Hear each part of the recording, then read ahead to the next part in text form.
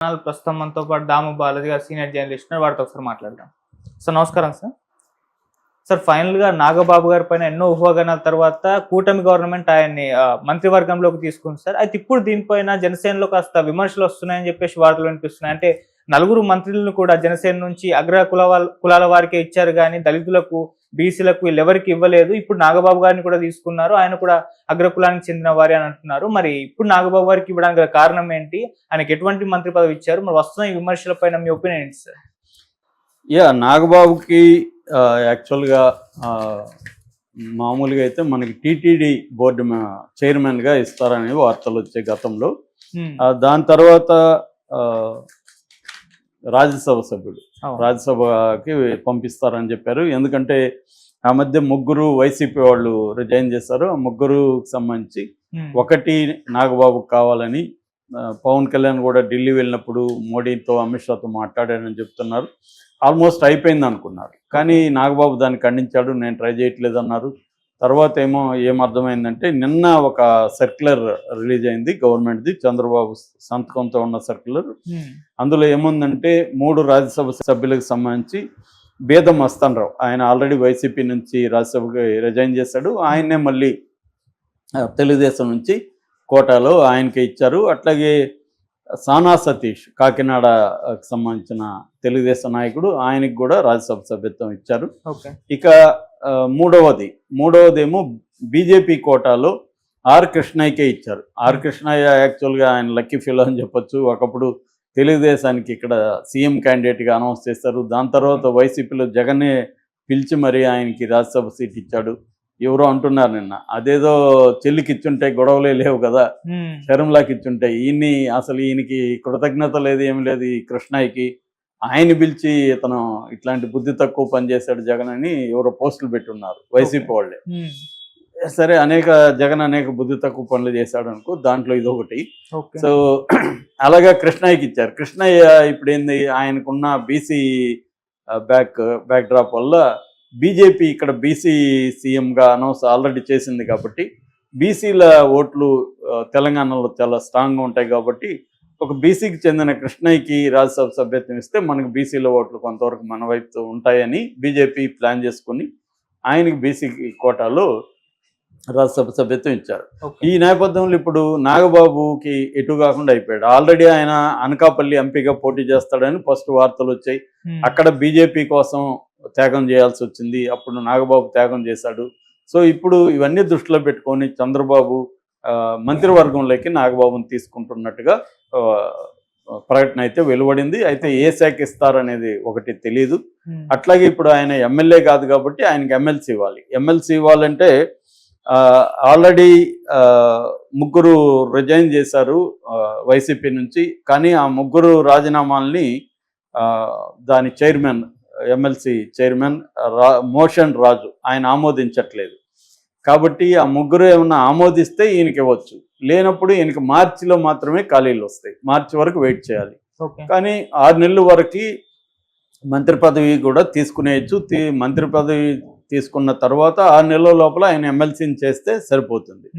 So గతంలో కూడా లోకేష్ ఎమ్మెల్సీగా ఉండే మంత్రిగా పనిచేశాడు. అలాగా నాగబాబును కూడా ఎమ్మెల్సీగా తీసుకొని మంత్రి పదవి ఇస్తారా, లేకపోతే ముందు మంత్రి పదవి ఇచ్చేసి ఎమ్మెల్సీ తర్వాత మార్చిలో ఖాళీ అయితే మార్చిలో, లేదా ఈ లోపల మోషన్ రాజు కానీ ఆమోదిస్తే ఈ లోపల ఎమ్మెల్సీగా ఇస్తారు. సో మార్చి అనేది పెద్ద 3 నెలల్లో ఉంది కాబట్టి పెద్ద ఇబ్బంది లేదు. సో ఆ రకంగా ఈయనకైతే మంత్రి పదవి అయితే ఇచ్చారు. ఇంకా శాఖ అయితే కేటాయించలేదు. ఒక వార్త ఏమొస్తుందంటే చంద్రబాబు దగ్గర లా అండ్ ఆర్డర్ ఉంది. లా అండ్ ఆర్డర్ తన అన్నకి ఇప్పించాలని పవన్ కళ్యాణ్ ఉన్నాడు. ఎందుకంటే లా అండ్ ఆర్డర్ ఇష్యూస్ ఎక్కువ వస్తున్నాయి ఈ మధ్యకాలంలో. Pawan Kalyan law and order విషయంలోనే అసంతృప్తిగా ఉన్నాడు. అది చంద్రబాబు పట్టించుకోవట్లేదు. మొన్న కూడా ఆయన లా అండ్ ఆర్డర్కి సంబంధించి వైసీపీ వాళ్ళ మీద కేసులు పెట్టట్లేదు, పోలీసులు తగిన చర్యలు తీసుకోవట్లేదని డైరెక్ట్గా హోంమంత్రి అనిత మీదకే ఆయన వెళ్ళాడు. అనిత నేను కానీ అది తీసుకుంటే వేరే రకంగా ఉంటుంది, హోమ్ తీసుకుంటా అన్నాడు. నిజానికి అప్పుడు పవన్ కళ్యాణ్ మీద విమర్శలు వచ్చాయి. అది లా అండ్ ఆర్డర్ అనేది అనిత హోంశాఖకు సంబంధం లేదు. ఈయనకి తెలిసి కూడా ఈయన 6 శాఖల మంత్రిగా ఉన్నవాడికి తెలీదా ఏ శాఖ ఏ వ్యవహారం ఏ శాఖ కిందకు వస్తుంది ఆయనకి తెలీదా? తెలిసి కూడా చంద్రబాబును అనలేక ఆమె దళిత మహిళను టార్గెట్ చేశారన్న విమర్శలు కూడా వచ్చాయి. ఏదేమైనా అందుకని ఇప్పుడు లా అండ్ ఆర్డర్ శాఖ చంద్రబాబు దగ్గర ఉంది కాబట్టి దాన్ని నాగబాబుకి ఇప్పించాలని పవన్ కళ్యాణ్ ఉన్నాడు అనేది ఒక వార్త. ఇది ఒక పక్క ఉంటే జనసేనలో ఒక పెద్ద అసంతృప్తి, ముఖ్యంగా బీసీలు దళితుల్లో అసంతృప్తి రాజుకుంటుందనేది ఒక వార్త. ఎందుకంటే ఇప్పటికీ నాగబాబుతో సహా 4 మంత్రులు అవుతారు. నాదెండ్ల మనోహరు, పవన్ కళ్యాణ్, కందుల దుర్గేష్, ఈయన నాగబాబు. ఈ 4లో 3 కాపు సామాజిక వర్గం. అంటే పవన్ కళ్యాణ్, నాగబాబు, కందుల దుర్గేష్ 3 కాపు సామాజిక వర్గం, నాదెండ్ల మనోహరం ఉండి కమ్మ సామాజిక వర్గం. సో 4 కోటా ఇస్తే అందులో ఒక బీసీకి కూడా ఇవ్వకుండా లేదా ఒక దళితుకి ఇవ్వకుండా 4ని అప్పర్ కాస్ట్ వాళ్ళని అగ్రకులస్తులకే ఇప్పించాడు పవన్ కళ్యాణ్ అనేది ఒక విమర్శ. రెండోది, గతంలో పవన్ కళ్యాణ్ ఫ్యామిలీస్ మీద చాలా అందరూ వాళ్ళే అనుభవిస్తారు పదవులని మాట్లాడేవాడు. ఇప్పుడు ఆయన మంత్రి, వాళ్ళ అన్న మంత్రి, ఇది ఎలా చూడాలి అనేది కూడా అంటున్నారు. ఏదేమైనా దీని మీద విమర్శలు అయితే స్టార్ట్ అయినాయి. ఇదేదో తిరుగుబాటు అయిపోతుంది పవన్ కళ్యాణ్ మీద అనేది అయితే అది ఎవరు కూడా నమ్మే పరిస్థితి లేదు. పవన్ కళ్యాణ్ పార్టీ అంటేనే పవన్ కళ్యాణ్ లేకుండా జనసేన లేదు, ఆ కైండ్ ఆఫ్ ఉంది. అయితే నాగబాబు అర్హుడా కాదు అంటే ఖచ్చితంగా నాగబాబు అన్నలాగే కాకుండా ఆయన జనసేనకి పనిచేశాడు. జనసేన అంతకుముందు ప్రజారాజ్యంలో ఉన్నాడు. యాక్చువల్గా పవన్ కళ్యాణ్ సేఫ్టీ కోసం పవన్ కళ్యాణ్కి అండగా ఉండమని మన చిరంజీవి నాగబాబుని పంపించాడనేది చెప్తారు. ఎందుకంటే పవన్ కళ్యాణ్ ఎమోషనల్గా అయ్యి ఆయన ఎప్పుడు ఏం మాట్లాడి, నువ్వు ఉంటే కొద్దిగా బ్యాలెన్స్ చేస్తావు, నువ్వు దగ్గరుండి తమ్ముడిని చూసుకో అనేది చిరంజీవి పెట్టాడని. దాంతో ఈయనకు కూడా తమ్ముడు అంటే చాలా ఇష్టం, గౌరవం, అతని నాలెడ్జ్ పట్ల అనేక సార్లు ఎక్స్ప్రెస్ కూడా చేశాడు. అలాగా ఈయన చూసుకుంటున్నాడు. దాంతోపాటు పార్టీని కూడా, ముఖ్యంగా ఏంటంటే పవన్ కళ్యాణ్ అందరినీ కలిసే పరిస్థితి ఉండదు, అనేక అసంతృప్తులు ఉంటాయి, వాళ్ళతో మాట్లాడాలి. నాగబాబుకి ఏంటంటే విపరీతమైన ఓపిక ఉంది, సహనం ఉంది కాబట్టి వాళ్ళతో పోయి మాట్లాడడం, డీల్ చేయడం, ఎక్కడైనా అతిగా ఇచ్చేస్తుంటే వాళ్ళకి వార్నింగ్లు ఇవ్వడం. పవన్ కళ్యాణ్ అందరికీ డైరెక్ట్గా వార్నింగ్లు ఇవ్వలేదు కాబట్టి పవన్ కళ్యాణ్ తరఫున వాళ్ళని హెచ్చరించడం.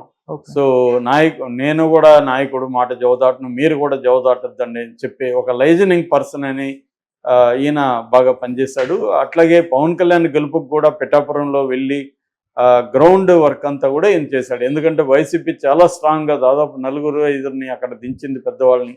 స్ట్రాంగ్గా పవన్ కళ్యాణ్ అసెంబ్లీ గేట్లు తాకనేయమని ఒక ప్రతిజ్ఞ లాంటిది వైసీపీ చేసింది.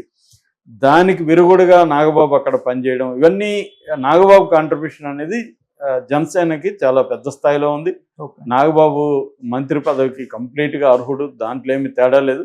కాకపోతే ఏంటంటే బీసీలని ఇటు దళితుల్ని అకామిడేట్ చేయలేకపోవడం అనేది ఒక కొరతగా కనిపిస్తుంది. కాకపోతే పవన్ కళ్యాణ్కి కూడా ఏంటంటే ఉన్నవి 4 మంత్రులు ఆల్రెడీ మనకి నాదెండ్ల మనోహర్ ఎంత కష్టపడి పనిచేశాడు తెలుసు. నెంబర్ 2గా ఆయన జనసేనలో ఉన్నాడు, ఆయనకి ఇవ్వకుండా ఉండే ప్రసక్తి కష్టం. ఇక కందుల దుర్గేష్ కూడా చాలా ఇంపార్టెంట్ జనసేన నాయకుడు.